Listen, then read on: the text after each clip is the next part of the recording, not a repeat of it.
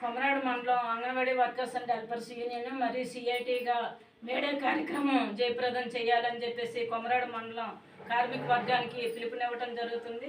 ఈరోజు కార్మిక చట్టాలని సవరిస్తూ కార్మిక కోడ్ని తీసుకొచ్చి కార్మికుల్ని బానిసలుగా మార్చే విధానాలని కేంద్ర ప్రభుత్వం తీసుకొస్తూ ఉంది.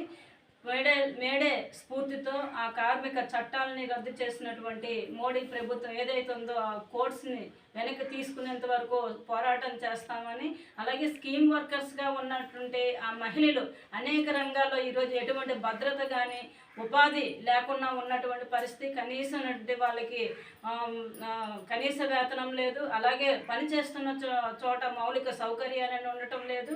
అనేక మంది మహిళా కార్మికులు సంక్షేమానికి దూరంగా, వాళ్ళ కుటుంబాల సంక్షేమానికి దూరంగా ఉన్నాయి.